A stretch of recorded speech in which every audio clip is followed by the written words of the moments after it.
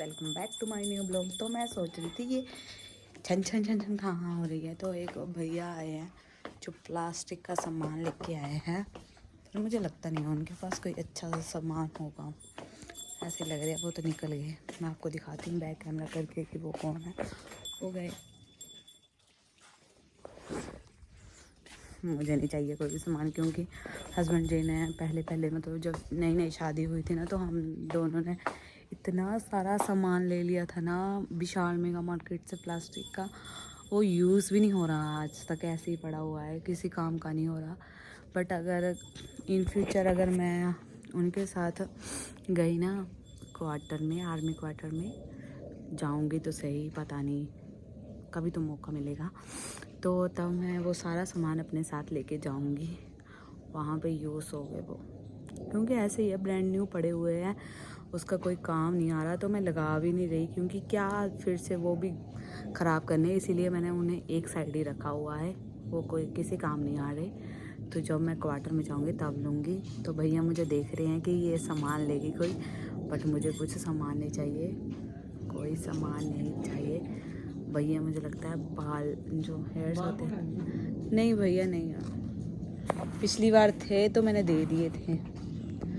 तो भैया मुझसे पूछ रहे थे कि बाल बुल है क्या। तो मैंने बोला नहीं, इस बार नहीं है। नहीं तो ना मैं ऐसे बाल अपने जो जो ये बाल होते हैं ना, मैं ऐसे फेंकती नहीं इधर उधर, मैं एक साइड रख लेती हूँ, फिर बाद में ऐसे भैया को दे देती हूँ। क्या करने हैं यार, ऐसे इधर उधर फेंकने से तो अच्छा है कि ऐसे भैया को दे दो तो वो कोई सामान दे देते हैं प्लास्टिक का। तो मैं हर बार ऐसे ही करती हूँ। बट अब भगवान की दया है थोड़े कम मेरे झड़े, वरना पिछली बार तो मेरे इतने सारे हेयर्स झड़ रहे थे ना, पूछो ही मत। मैंने इतने सारे हेयर्स बर्बाद किए अपने, पता नहीं कैसे हो गए, मेरे इतने सारे झड़ रहे थे। फिर मैंने सारे इकट्ठे करके दे दिए थे भैया को, और उन्होंने मुझे सामान दे दिया था। और अब सासू वो मुझे देख रही है कि ये क्या कर रही है, ये क्या कर रही है तुम।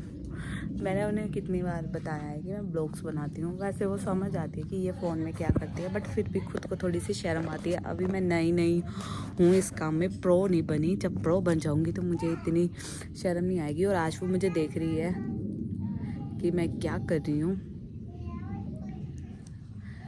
और इसे बहुत ज़्यादा बुरी आदत है, ये ब्रश ले लेती है। मेरा भतीजा था ध्रुव, वो भी ब्रश हर टाइम लेके घूमता रहता था, वो तो घूम ही कर देता था।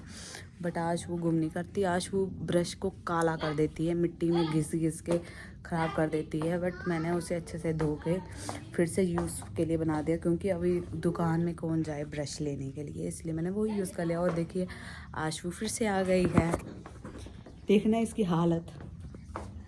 मैंने इसे तैयार करके भेजा था एकदम सुंदर सी लड़की बना के, ये सुंदर सुंदर कुछ नहीं लग रही। देखिए गाइस, हमारे घर के सामने ताई जी कुछ बीज रहे हैं। ताई क्या बीजे दे, ताई क्या बीजे दे, धनिया। ताई धनिया बीज रही है हमारी घर के सामने, हमारा जो घर है ना उसके सामने। तो गाइस मैं नहा ली थी और मैंने अपने बाल भी धो लिए, कुछ ज़्यादा ही उड़ रहे हैं अब धूप में हवा बहुत ज़्यादा चल रही है। तो पता नहीं मुझे इतनी सांस क्यों चढ़ने लगी है, क्यों मुझे अभी से ही बुढ़ियों वाली फीलिंग आने लगी है कि मैं बुढ़ी हो चुकी हूँ। बस थोड़े दिन ही बचे हैं मुझे प्रॉपर बुढ़ापे के लिए, क्योंकि सांस ही वो चढ़ती है जब मैं सीढ़ियों से आ जाती हूँ। अभी मैं सीढ़ियों से आई, मुझे इतनी सांस चढ़ गई। और ये देखिए हमने आंवले का अचार डालना है सासू माँ ने, इसलिए बहुत दिनों से आंवले उबाल के 4-5 दिन तो हो गया इसे ऊपर छत पे सुखाते। अब थोड़े दिन, एक आधा दिन लगेगा, फिर हम अचार डालेंगे आंवले का। अगर गाइस आप में से किसी को आंवले का अचार खाना हो तो मुझे बता देना, मैं थोड़ा सा भिजवा दूँगी। देखिए ये हमारे आंवले, टेस्टी अचार बनेगा। बट मुझे अचार, काफ़ी अचार मैंने खाए, मुझे पचते नहीं है, मुझे उल्टी वाला मन करने लगता है उसके बाद। क्या पता आंवले का अचार खा के ऐसा कुछ ना हो। और गाइस मेरी आवाज़ को इग्नोर करना, क्योंकि मेरी आवाज़ गला बैठने के कारण ख़राब हो गई है थोड़ी सी। ज़ोर से बोल रही हूँ पर ज़ोर से सुनाई नहीं दे रहा होगा आपको। बाकी व्यू देखिए बहुत प्यारा है, देखिए पहाड़ों का व्यू बहुत सुंदर। और इधर बहुत प्यारा व्यू है आज तो। आज धूप भी अच्छी निकली है, आज क्या कल भी अच्छी थी, आज तो थोड़ा सा आराम है मुझे। कल मेरी तबीयत बहुत ज़्यादा ख़राब हो रखी थी। उसके बाद गाइस मैं आपको दिखाती हूँ, हमारे घर के नीचे सड़क है। आप सोच रहे होंगे कि मैं नीचे क्या देखती रहती हूँ, तो देखिए सड़क है, ये देखिए ये सड़क रोड है, यहाँ पे दिख रहा है आपको, देखिए देखिए रोड है, ये पूरा रोड है। यहाँ से वहाँ से काफ़ी लोग आते जाते रहते हैं, देखिए गाड़ियाँ ट्रक वगैरह बहुत निकलते हैं। तो ये हमारी यहाँ पर लकड़ियाँ, यहाँ पे ससुर जी ने लकड़ियाँ रखी हुई है सर्दियों के लिए। तो यहाँ से भी हमारा घर दिखता है। मैं एकदम फ्रंट में आई हूँ, देखिए पूरा घर दिखता है यहाँ से भी। और आशु की मैंने पॉइम्स लगाई है, क्या पता, मैं काफ़ी दूर तक लेके आ गई हूँ। फ़ोन देख के आते हैं, उसकी पॉइम चल रही है।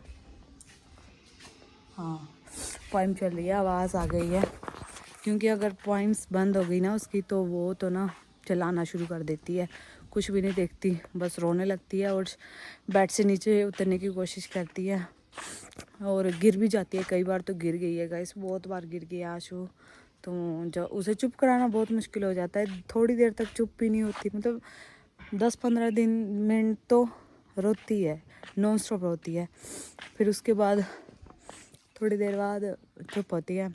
तो गाइस मैं आपको बताना चाहती हूँ, मैंने ना रात इंस्टाग्राम पर मैंने एक रील देखी थी, उसमें एक बाबा जी बागेश्वर थे ना, वही वाले बाबा जी, उन्होंने इतनी अच्छी बात कही ना, मैं आप सबको भी यही बताती हूँ ये वाली बात, मतलब मुझे तो एकदम दिल को छू गई। और अब आप सुनिए वो वाली बात। बाबा जी बोल रहे थे कि एक बच्चा था, मतलब भगवान ना ऐसा करते हैं, अब भगवान अगर आप हंसते रहोगे ना, मतलब अगर नॉन स्टॉप हंसते रहोगे, मतलब हर दिन हंसना है, खुश रहना है, तो भगवान भी आपको खुश रखेगा। जैसे कि एक माँ होती है, उसका बच्चा अगर हंस रहा है तो वो भी उसे मतलब हंसाने की कोशिश करेगी, और ज़्यादा हंसाने की कोशिश करेगी। और अगर रोता हो तो वो रोता हो, माँ कितनी चीज़ें देगी, लड्डू देगी, खाने को देगी, इतना कुछ देगी, टॉयज़ देगी।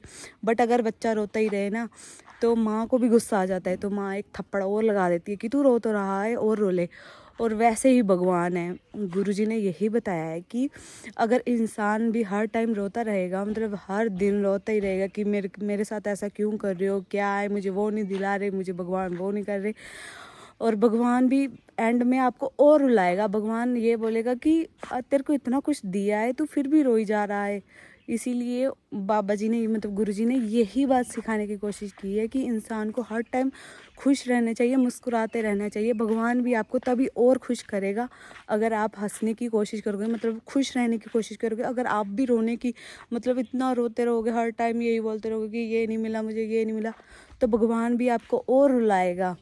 मुझे ना ये वाली बात सुनकर इतना मन को, मैंने सच बताऊँ ना, इंस्टाग्राम पे ये रील देखी, मैंने 15-20 बार देखी होगी ये वाली रील, इतनी अच्छी लगी ना, मन खुश होने वाली। इसमें गुरुजी ने यही बोला है कि आप खुश रहिए, चाहे आपको कोई भी कंडीशन है, बस हंसते रहिए, मुस्कुराते रहिए, तो भगवान भी आपको और खुश करेगा। और अगर हर टाइम रोते रहोगे और बस अपनी किस्मत को कोसते रहोगे, तो भगवान भी आपको और रुलाएगा। भगवान बोलेगा कि मैं तेरे को इतना कुछ दे रहा हूँ, फिर भी रोई जा रहा है। इसलिए आप हंसते रहिए, मुस्कुराते रहिए। मैं भी यही बोलती हूँ, मैं भी यही लागू करूँगी। मैं खुश रहना है, बस खुश रहने की कोशिश करनी है, किसी का ध्यान नहीं रखना, बस अपने तरफ ही करना है, बस यही बात थी, मुझे बहुत अच्छी लगी थी। बाकी अगर आपको भी ये वाली बात अच्छी लगी हो तो प्लीज़ मुझे कमेंट करना मत भूलिएगा कि हाँ अच्छी लगी है, ठीक है। बाकी मेरा ब्लॉग यहीं पे ख़त्म। जिसे मेरा ब्लॉग अच्छा लगा हो तो प्लीज़ मेरे चैनल को सब्सक्राइब करना मत भूलिएगा, ठीक है गाइज़। प्लीज़ सब्सक्राइब कर लीजिए, कीजिए, प्लीज़ प्लीज़ प्लीज़। तो मेरा ब्लॉग यहीं पे होता है ख़त्म। आप खुश रहिए, मस्त रहिए, स्वस्थ रहिए। बाय बाय, मिलते हैं नेक्स्ट ब्लॉग में।